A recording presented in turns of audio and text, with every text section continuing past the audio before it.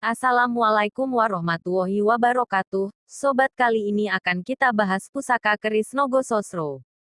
Keris Nogososro adalah pusaka legendaris zaman Majapahit berliuk 13 dan bertahtakan emas dan berlian. Keris ini paling sakti yang ada di dataran Jawa yang dibuat pada masa pemerintahan Prabu Brawijaya kelima, tahun 1466 sampai tahun 1478.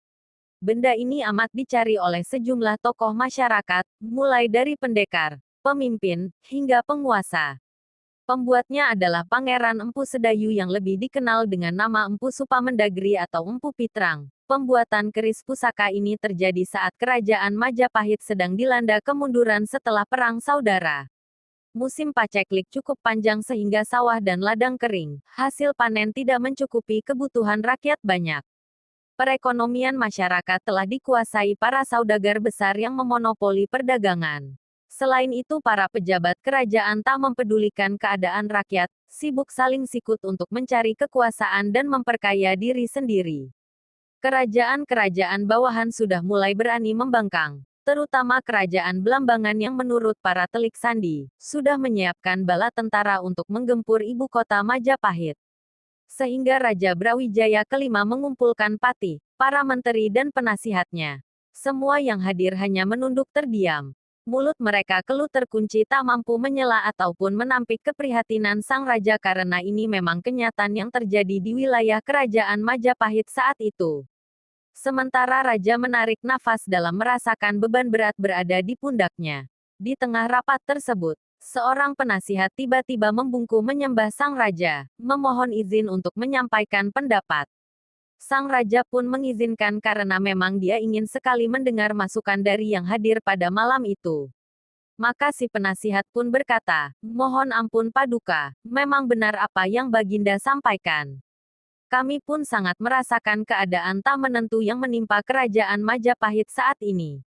Menurut hemat saya, apakah tidak sebaiknya jika Baginda memanggil Empu Supa ke kerajaan dan memerintahkannya untuk membuat sebilah pusaka guna meredam semua bencana yang terjadi saat ini?" kata abdi dalam tersebut. Sang raja pun berdiri lantas berucap, "Benar apa yang kau sampaikan itu. Sudah lama kerajaan tidak memiliki pusaka setelah Kiai Sengkelat yang kita selamatkan dari Blambangan. Kini sudah saatnya Majapahit memiliki pusaka yang bisa menenteramkan kondisi kerajaan kita saat ini."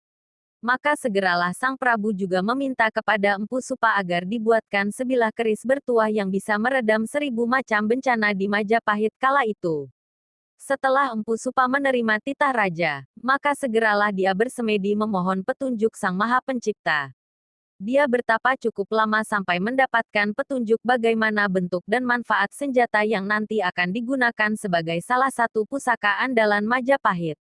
Kemudian sang empu mendapatkan petunjuk berupa gambaran bentuk sebilah keris dengan dapur naga yang mempunyai 1000 sisik. Setelah itu, maka segeralah dia mencari bahan-bahan yang dibutuhkan dan mempersiapkan segala keperluan untuk pembuatan pusaka kerajaan tersebut. Konon sang empu lalu mengambil bahan pembuatan keris tersebut dari batu meteor lalu menempanya di kawah gunung yang sangat panas, dan menyepuhnya di pinggir pantai sampai air laut itu bergejolak sehingga sampai disebut dengan Segara Wedang, yaitu air laut yang bergejolak seperti air panas yang bergelora. Sang raja lalu memakainya untuk memadamkan pemberontakan dan serbuan tentara Blambangan. Hasilnya pemberontakan Blambangan tak berlangsung lama dan dapat diredam hingga Majapahit kembali tenteram.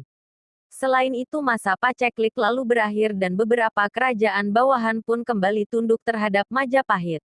Warga pun dapat kembali hidup damai dan tentram.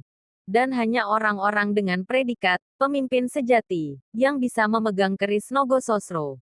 Bagi mereka yang dianggap sebagai orang tersebut, dia akan dianugerahi dengan kelanggengan dalam berkuasa. Hingga kini, tidak ada yang tahu pasti keberadaan keris Nogososro asli.